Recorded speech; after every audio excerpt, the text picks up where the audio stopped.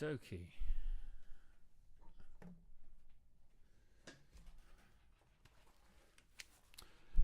Okay. Hello, everybody. I can't see yet who has joined the stream. So we're going to just give you a couple of minutes to transition over to YouTube. So my name's Steve Stroud. And this is my colleague, Harriet. Hello.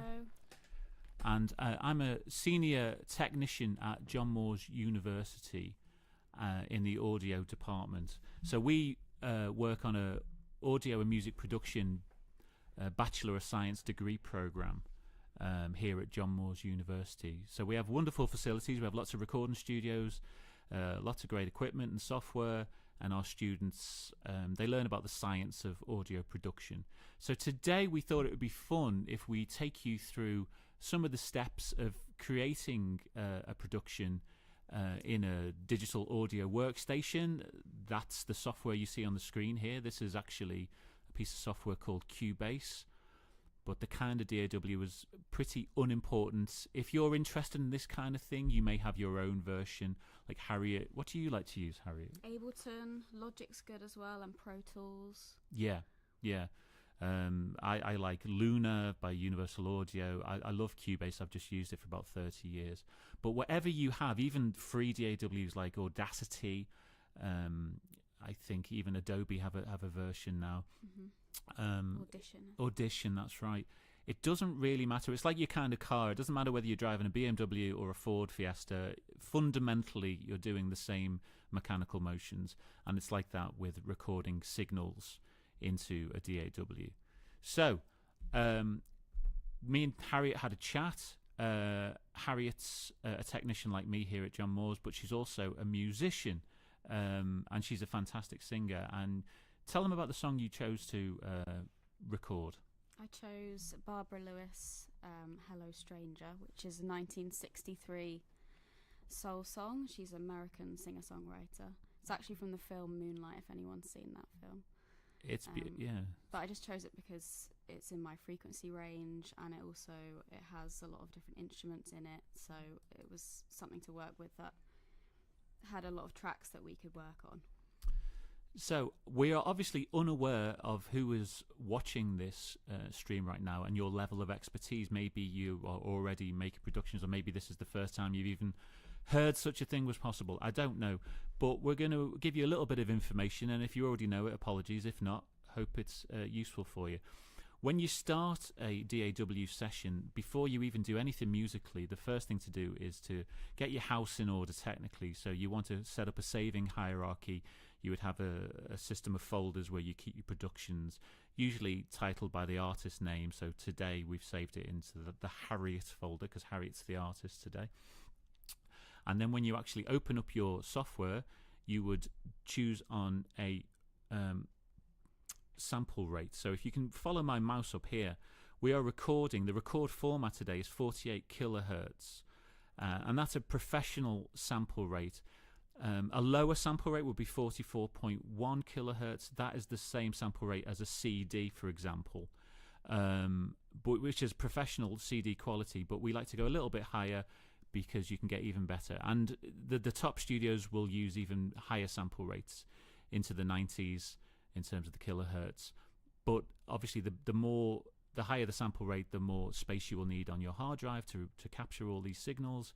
So 48 with 24 bit rate is a perfect professional yet happy medium.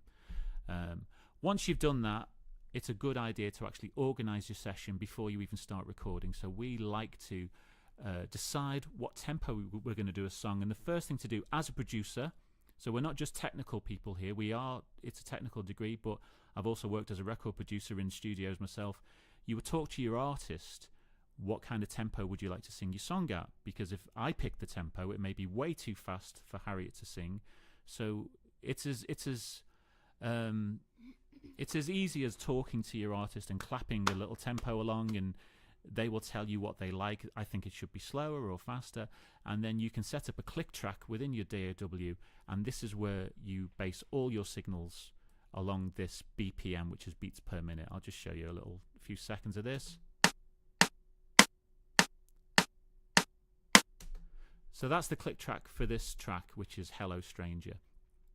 Now, once you've set this up, I've actually arranged the song. I've figured out exactly what we're going to play, because I was Harriet's musician for this track, so I played some guitars for her while she was the main singer.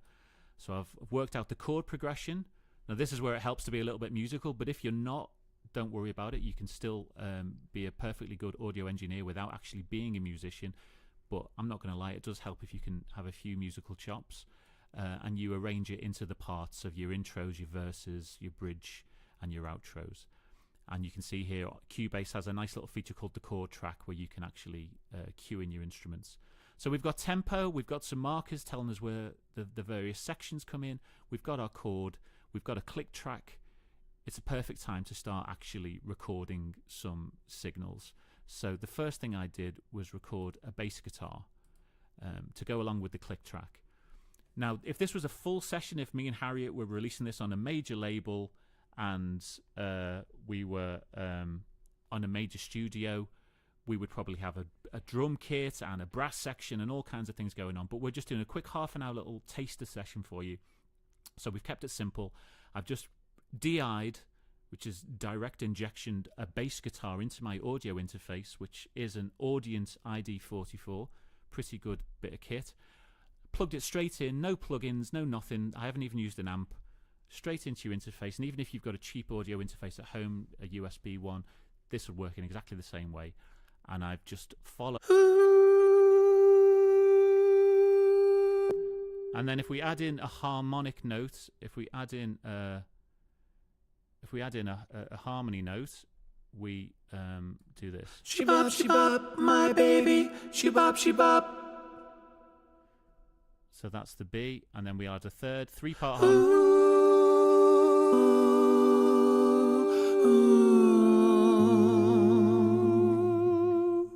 And this is 4. Ooh, it seems like a mighty long time. She bop, my baby, you.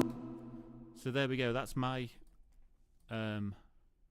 ham-fisted attempt at a 4-part harmony. So let's hear what we've got so far very quickly. And is it all working together? She bop, my baby. She bop.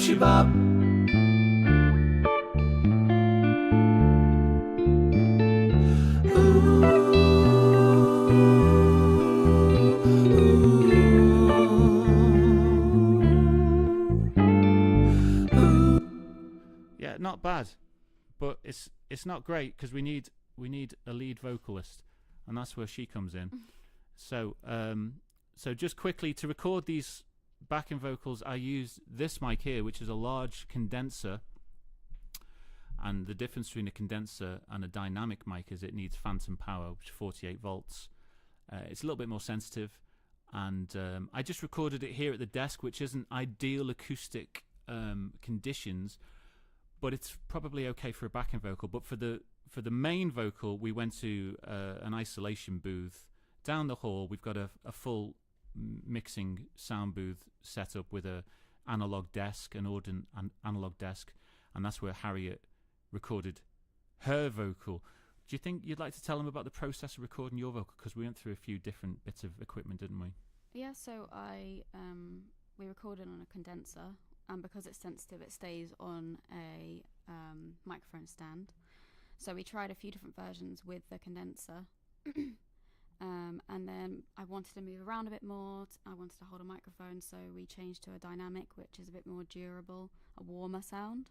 Do you want to just show them if they can hear the difference between the condenser and the dynamic? Yeah, sure. It's interesting to see if you can hear a difference. So here's the condenser, which is something similar to this, or the mic Harriet's talking into. So I'll just play you this same bit. This is the condenser. You stopped by to say hello to me. Remember, that's the way it used to be. Oh.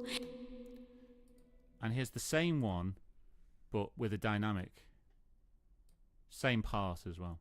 You stopped by to say hello to me. Remember, that's the way it used to be. Ooh. So to my ears, can you hear a difference? Yeah, I think the dynamic's slightly warmer. Yeah, I'd agree with that. Now, there's a downside to using a dynamic in a studio setting. Traditionally, dynamic mics are used on stage. When you see a singer hand holding a mic, it's usually a dynamic. It's usually a Shure. It's usually a SM58 or something like that. And I think that's what you were using. It was an SM58. Now, the downside of that, as a producer, is when people and artists are holding microphones, you're going to get some kind of handling noise. Just think about it. If I was grabbing this mic, you can hear that, can't you? And it's no different when you're holding a dynamic mic. So you will get extra noise and bumps and things like that. Here's a little interesting thing that might be good to know. We can do something called spectral editing these days, which was not really available to us 20, 30 years ago when I started this game. This is Harriet's dynamic performance we just saw. You see these, if you follow my cursor, there's like 4 spikes here down in the low frequency range. So let me just explain what you're seeing here. This is frequency here on the y-axis. So down at the bottom is bass frequencies, up at the top is higher frequencies, and somewhere around about here are your fundamental mid-range frequencies for vocals. And this follows the time domain in terms of the x-axis. So here we can hear a little bit of handling noise where Harriet's jumping around and doing somersaults and getting all into her performance and getting all excited. So you can probably hear it. You step back to I can hear like clunk, clunk, clunk there, and that's where she's just sort of grabbing the mic, and it's just, see the way I'm knocking that mic stand? It's that kind of noise there. So a little bit of magic, we can now go in as if this was Photoshop almost, and we can paint out frequencies we don't want. So anything down sub 100 hertz range, you can usually quite safely remove without affecting the musicality of the performance. So you don't want to do anything round about here, which is the mid-range, which is the fundamental frequencies of a human's voice. I mean, interestingly, our fundamental frequencies are in this mid-range just because that's how we've evolved. I could talk for too long about this, but scientifically we've evolved, basically humans have evolved to hear babies crying, and there's an obvious reason why that would be useful if you want to keep a baby alive, isn't it? If you can hear a baby crying for help, you can go and rescue it. So everybody listening to this today, you hear these frequencies here much better than you hear these frequencies down here. So you can play with these a little bit in the spectral realm without actually damaging things. So now you step back to say hello to me. So that, I don't know if it's just coming across on YouTube, but that has actually removed some of that rumble on that dynamic track for Harriet. And now we're back. And if it wasn't obvious, we can't do that in the time domain. This is, let me move that across so you can see. This is called a time domain waveform. So it just follows the waveform in time. I can't actually go into that and paint out little frequencies. You'd have to go to the frequency domain, which is this. So it's very scientific and it's very useful if you're doing noise reduction and things like that. Okay, but I digress, as I often do. This is Harriet's final vocal that we recorded. Look at it; it's a thing of beauty. It's a nice, healthy-looking waveform. You can see we've got lots of negative space. We've got some headroom, so we've got space to add some effects. What do we usually like to put on vocals? I'll get to this a little bit later, but EQ, compression, and some send effects like reverb is pretty common. You can see this funky, crazy line running through the middle of this waveform, and if you're not experienced with audio production, you might be wondering what that is. It's actually manual automation, volume automation. Now, why would you want to do that? So when humans sing, unlike a piano or a synthesizer, it's not just always like a rich note of a similar amplitude. Humans, you know, Harriet's voice will dip and she'll get soft at times, and then she'll shout, and then she'll get excited, and so the amplitude will really vary quite a bit. Now, this is why we have compressors, so that's not so much of a problem. But a little technique, a little pro tip is, if you can do some manual volume automation before you even get to the compressor stage, you will really smooth out the vocal, and your compressor won't have to work as hard, and you will notice your vocal takes will just start sounding a little bit more polished and a little bit more of an even dynamic range. You know, you're not jumping from high to low. So, you know, so what you actually do, you go along. It's a bit laborious, but you just go along and you select a part that you want to change the dynamic range on, like this bit, and you can literally lower it or raise it depending on what you want. So if Harriet had a little quiet bit like that, we'd raise it so it was more even with the rest of the track. Okay, and then that's what we feed into our group, and then that's what we feed into our compressors. So even just visually, you can see it's actually quite a healthy looking waveform. So let's have a listen to the majesty that is Harriet's vocal on its own for a minute. Okay. Hello, stranger.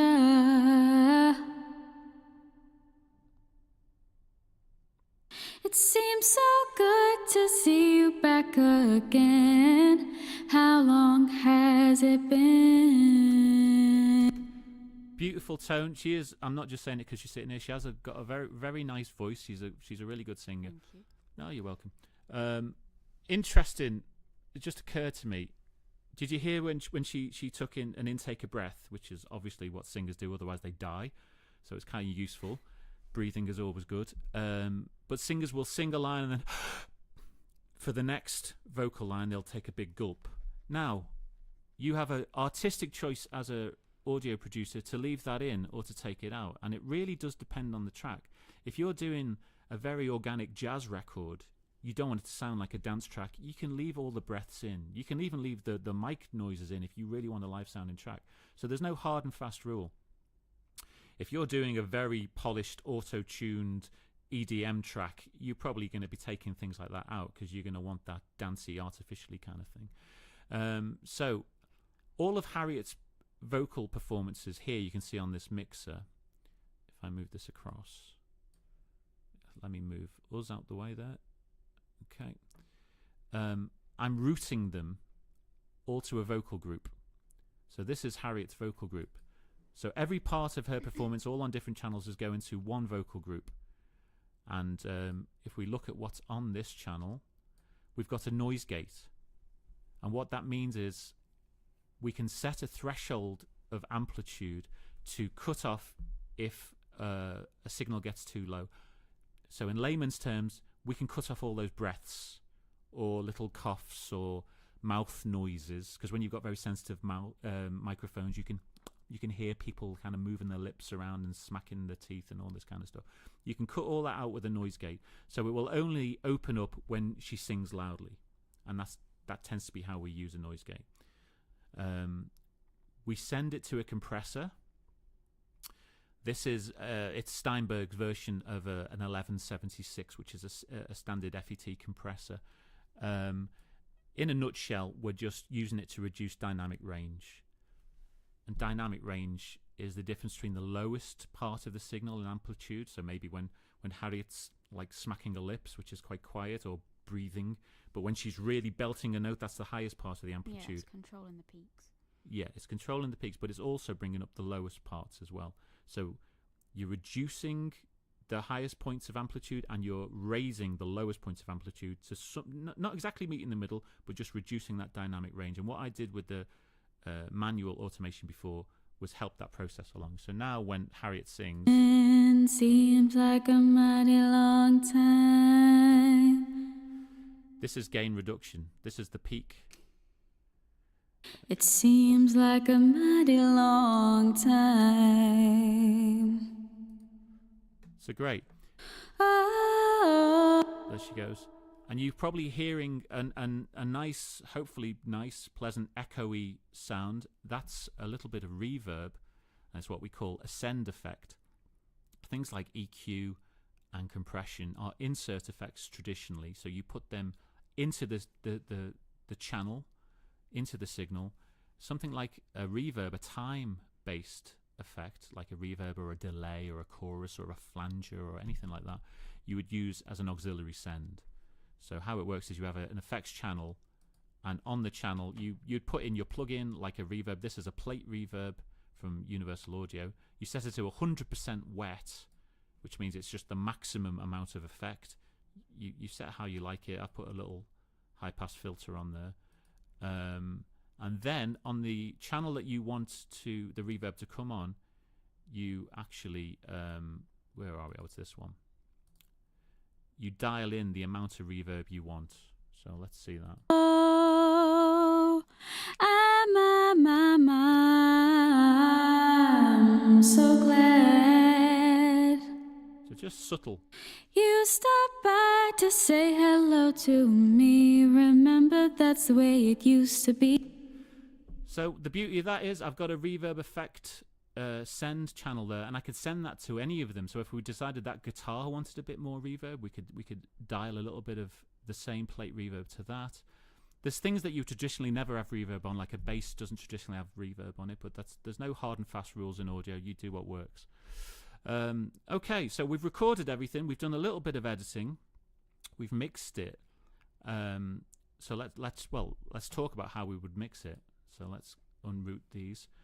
We've routed all these channels to groups. I've got a guitar group here, and it's panned left, and I've got a second guitar group panned right. We've got some... I like to put low cuts on signals, so it just takes out any rumble. So on this one, I would put like a low cut round about 80 hertz, something like that. And you can play with the steepness of the dB curve. So something like that. It just cuts off anything below that, which is usually not that musical anyway, unless it's like a bass guitar or a kick drum or something like that. And then your bass, you keep right down the middle. I've moved my backing vocals out of the way because Harriet's the star of the show. So let's hear what it all sounds like together. It seems like a mighty long time. Shabba, shabba, my baby, ooh. It seems like a mighty long time. Shabba, shabba, my baby, shabba, shabba. Sounding nice, I think. So the last final thing I want to mention before we jump back to Unifrogs and take any questions you've got is keep an eye when you're doing a mix. Keep an eye on your master bus, your stereo out. You don't want, if you watch the meter here, you don't want it up near 0 dB. My baby, shabba, shabba. See the way my mix is peaking around about -6 dB? That's about right. You can go a little bit hotter than that, that's fine. But you want to give yourself a few dBs of headroom, because when you master the song for commercial release, you're going to be introducing gain through EQ, maybe compression, saturation, like tape effects, things like that. So you don't want to be mixing right up flat before you send it to mastering, because then it's going to be harder for your mastering engineer to work with, and if you're doing it yourself, it's going to be harder for you too. So that's about it. We hope that was useful. Thank you to Harriet for her beautiful singing on this record. And if it's okay with you, we hope the stream worked and you could hear everything. We'll jump back to Unifrogs now, and if you give us a second to jump across the office, and then we'll take any questions you've got. Thanks very much. Thanks for listening. Thanks.